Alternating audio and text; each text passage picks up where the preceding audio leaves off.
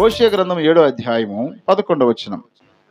ఎఫ్రాయిము బుద్ధి లేని పిరికి గుండె గల గువాయను, వారు ఐగుప్తులను పిలుచుకొందురు, అశ్షూరుల యొద్దకు పోవుదురు. చూడండి, ఒకప్పుడు ఎఫ్రాయిములు కానీ ఇశ్రాయేలు కానీ ఎవరైనా సరే ఏ యుద్ధానికి పోవాలన్నా సరే వాళ్ళ ధైర్యం ఎవరో తెలుసా? యెహోవాయే మాకు ధైర్యం, అంతే. ఒకప్పుడు దేవుడున్నాడనే ధైర్యంతో బ్రతికేటువంటి ఎఫ్రాయిము, తనతో పాటు ఉన్న దేవుడిని ప్రజలైన ఇశ్రాయేల్ అందరూ కూడా ఇప్పుడు ఏమైపోయారంటే ఎఫ్రాయిము బుద్ధి లేని పిరికి గుండె గల గువ్వ అయిపోయాడంట. మనం ఎక్కడైనా ఇంట్ల దగ్గర కూర్చున్నప్పుడు చిన్న పిట్టలు వస్తాయి. పిట్టలు ఏదో అవి తినడానికి వస్తాయి కదా, అప్పుడు మనం ఊరికే చప్పట్లు శబ్దం చేస్తే ఏం చేస్తాయి? బుర్రుమని లేచి వెళ్ళిపోతాయి. అంటే ధైర్యమా భయం? వాటికి భయము. ఆ భయాన్ని బట్టి ఏం చేస్తాయి? మనం శబ్దం చేయగానే వెంటనే లేచి వెళ్ళిపోతాయి. ఒకప్పుడు ఎఫ్రాయిము కానీ తన ప్రజలు కానీ యుద్ధాలు చేసేటప్పుడు ఎలా ఉన్నారో తెలుసా? వాళ్ళు ఎంతో ధైర్యంగా నిలబడ్డారు.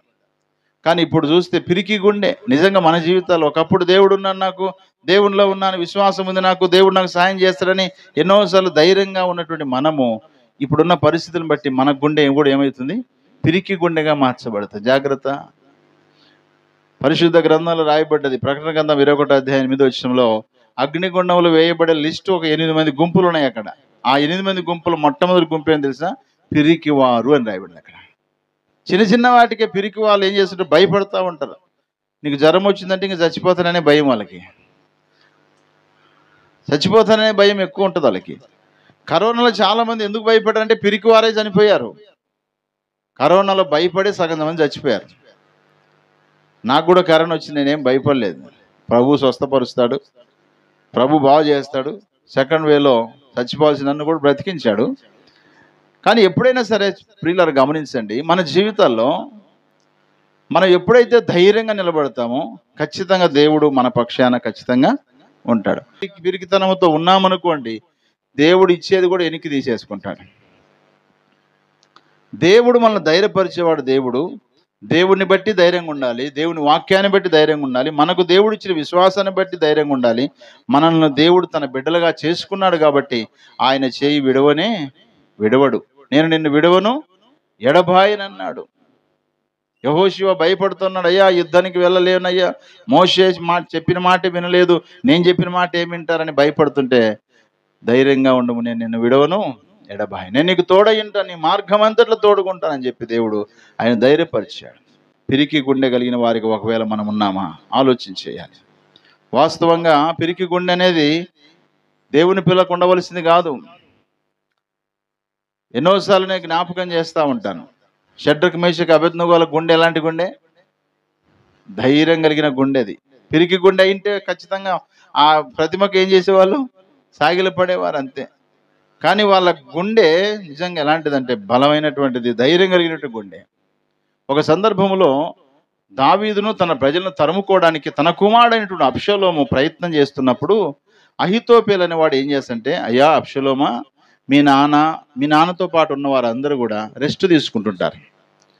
ఇప్పుడు నాకు కొంతమందిని గుంపు నాకు ఇస్తే మేము వెళ్ళి వారి మీద దాడి చేసి వాళ్ళని చంపేసి నెక్స్ట్ నిన్ను రాజుగా చేస్తామని చెప్పేసి అబ్షలోముతో మాట్లాడితే, ఎందుకు అబ్షలోముకు డౌట్ వచ్చి, ఈ అహితోపేలు చెప్పిన మాట ఎప్పుడు చూసినా సత్యమే, సరే ఈసారి ఎందుకో నాకు డౌట్ వస్తుంది అని చెప్పేసి హూషై అనేటువంటి వ్యక్తిని పిలిపిస్తాడు.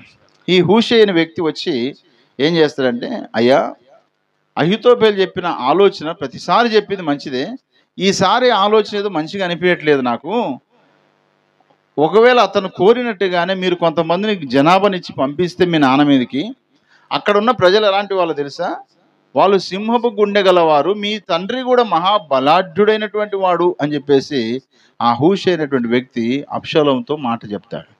ఈ మాట విన్నటువంటి అబ్షలోము నిజమే కదా, అహితోపేలు చెప్పిన ఆలోచన మంచిది కాదని చెప్పేసి ఆలోచన ఆపేసుకొని హూషై చెప్పినట్టుగా తండ్రి మీదకి యుద్ధానికి పోకుండా ఆగిపోతాడు. అక్కడ ఏముంటుందంటే, నీ తండ్రి అయిన దావీదు ఎలాంటి వాడంట? మహాబలాఢ్యుడు అని రాయబడింది అక్కడ. అలాగే నీ తండ్రి అయిన దావీదు పక్కన ఉన్నటువంటి తోడుగా ఉన్నటువంటి వారు అందరూ కూడా ఎలాంటి వారు తెలుసా? సింహపు గుండె గలవారు అంటాడు. హల్లెలూయా. దేవుని ప్రజలు సింహపు గుండె కలిగినటువంటి వారు. నిజంగా సింహము లాంటి గుండె. సింహం దేనికైనా భయపడుతుందా? దేనికి భయపడదు. ఏది ఉన్నా సరే దానికి అన్ని భయపడాల్సిందే. కానీ అడవికి మహారాజు సింహమే కదా. సింహము చిన్నదే, ఏనుగు చాలా పెద్దది, అయినా ఏం భయపడదు అసలు. అంత గుండె కలిగిన వాడు నీ తండ్రి, ఆయన మీదకి యుద్ధానికి పోయి చంపడానికి ప్రయత్నం చేస్తా, వద్దు అని చెప్పేసి అంటాడు. కాబట్టి దేవుని పిల్లలుగా మన జీవితాల్లో చిన్నవానికి పెద్దదానికి భయపడి పిరికోలమైపోయి చాలామంది ఏం చేస్తారంటే ఆత్మహత్యలు చేసుకుని చచ్చిపోతున్నారు.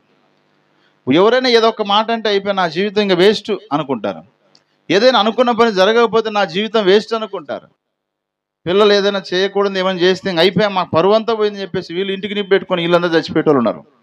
లేరంటారా? జాగ్రత్త, పిరికి గుండె మనకు దేవుడు ఇవ్వలేదు. అపోస్తుడైన పౌలు తిమోతికి రాసిన 2వ పత్రిక 1వ అధ్యాయము 7వ వచనం, దేవుడు మనకు శక్తియు ప్రేమయు ఇంద్రియ నిగ్రహము గల ఆత్మనే ఇచ్చాను గాని పిరికితనము గల ఆత్మ ఇయ్యలేదు అన్నాడు. హల్లెలూయా. పిరికితనం గల ఆత్మ మనకి ఇవ్వలేదు అంటున్నాడు. సామెతలు 8:1 కూడా అంటాడు కదా, దుష్టుడు ఎవడు తరుముకున్నా పారిపోడు, నీతిమంతుడు సింహం వలె ధైర్యంగా ఉంటాడని రాయబడింది. కాబట్టి ఎఫ్రాయిము ధైర్యంగా ఉన్నవాడు, శత్రువులను కూడా జయించడానికి శక్తి కలిగినటువంటి వారు. ఇలాంటి ఎఫ్రాయిము తన ప్రజలు ఇప్పుడు ఏమయ్యారు తెలుసా? పిరికి గుండె కలిగిన గువ్వలాగా అయిపోయాడు. పెన్నె మీద వేసి అప్పము రొట్టె తిప్పేస్తే ఎలాగుంటుందో అలా తిప్పేయడానికి కూడా వీళ్ళే అంతగా అయిపోయాడు. ఇక అంత దారుణాది దారుణంగా దిగజారిపోయాడు. మన ఆత్మీయ జీవితంలో మనం ఎలా ఉన్నాం? ఒకప్పుడు ధైర్యంగా ఉన్నాం, ఈరోజు భయపడుతున్నాం. ఎందుకోసం? తప్పు చేసిన వ్యక్తి భయపడతాడు. ఎప్పుడైనా గుర్తుపెట్టుకోండి, తప్పు చేయని వారికి ఏ భయము ఉండదు. ఆదామును ఎక్కడున్నావు నువ్వు అన్నాడు దేవుడు కదా. ఆదామును దేవుడు పిలిచినప్పుడు ఎక్కడున్నాడు ఆదాము? ఏదైనా తోటలోనే ఉన్నాడు, కానీ చెట్టు చాటున ఉన్నాడు. కారణం ఏంటంటే ఆయన చేసిన తప్పిదమే, ఆయన చేసిన దోషమే. ఏమంత ఘోరమైన పాపం ఏం చేశాడు అని అనుకోవచ్చు. ఆజ్ఞ అతిక్రమమే పాపం. మంచిదని తెలిసి కూడా చేయకపోతే కూడా పాపం అన్నాడు బైబిల్లో. ఇది చేస్తే మంచిది, ఉదాహరణకి ప్రార్థన చేసుకోవడం మంచిది, నువ్వు చేసుకోలేదనుకో అది దేవుని దృష్టిలో పాపం అయిపోద్దంట. మేలు చేయాలని తెలిసి చేయకపోతే కూడా పాపమే, మేలు చేయాలని తెలిసి అతను కీడు చేస్తే కూడా పాపమే అంటున్నాడు. కాబట్టి పిరికి గుండె కలిగినటువంటి వ్యక్తిగా మారిపోయాడు ఎఫ్రాయిం.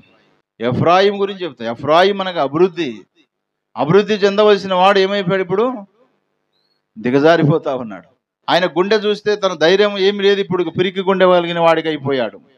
అందుకే మనం ఎప్పుడు కూడా పిరికి వారిగా ఉండకూడదు, ధైర్యంగా ఉండాలి. చీకట్లో చాలామందికి భయం ఉంటుంది. వెళ్తున్నప్పుడు అంత ధైర్యము చీకటి ఉన్నప్పుడు ఉండదు. 10 మందిలో ఉన్న ధైర్యము ఒక్కరిగా ఉన్నప్పుడు ధైర్యము ఉండదు. ఉంటుందా? ఉండదు. ఎందుకని? ఒక్కనే నేను ఒక్కదానే. కానీ మనకు దేవుడు తోడై ఉంటాడనేది అది గుర్తుపెట్టుకోవాలి. ప్రభు ఏం చెప్పాడు శిష్యులతో? యుగ సమాప్తి వరకు నేను మీతో కూడా ఉందును అన్నాడు కదా. ఆయన మనకి ఎప్పుడు తోడుంటాడు. కానీ మన జీవితాల ద్వారా మనమే ఏం చేస్తుంటామంటే చాలాసార్లు దేవుడు నాకు తోడు లేడు అనుకుంటాం, అంతే.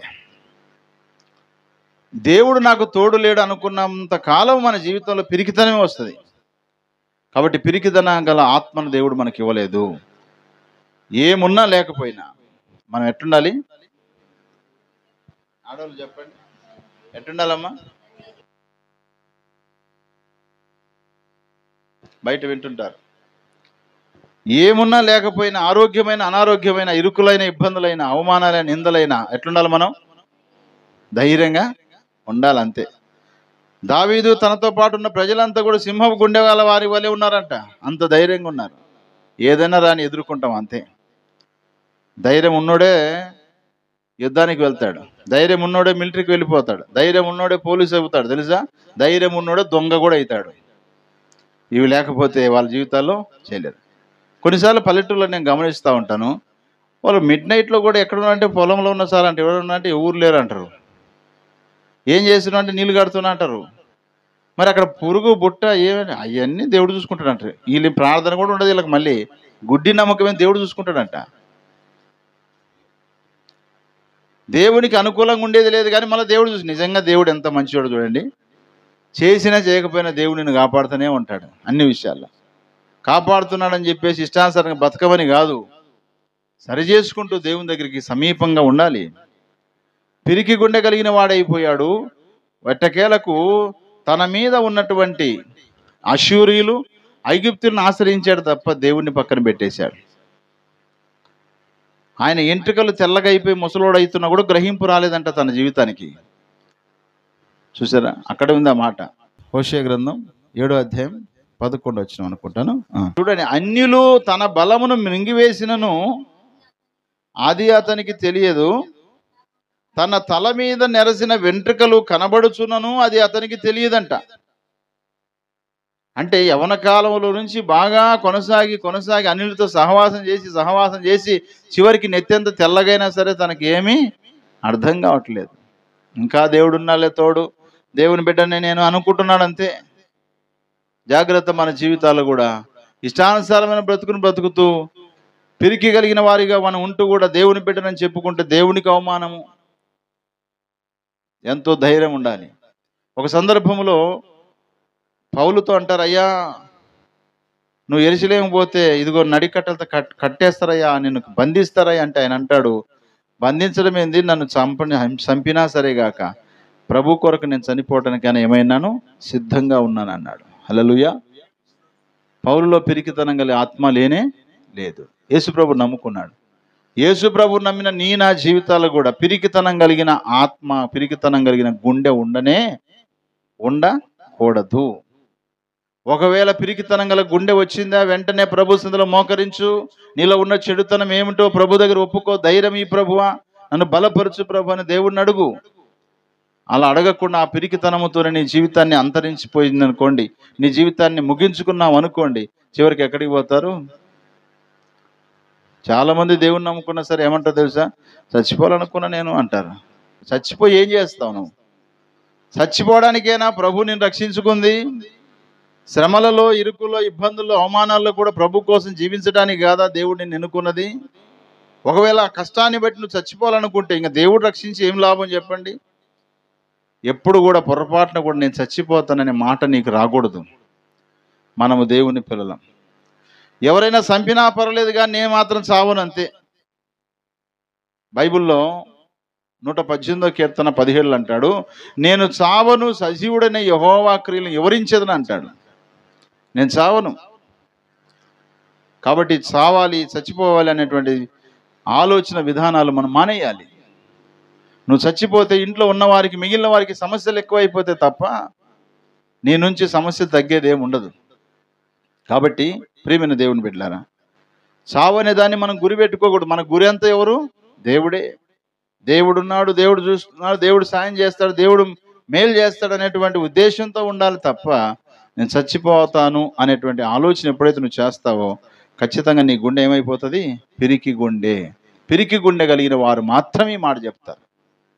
ధైర్యం కలిగిన వారు చెప్పరు ఈ మాట.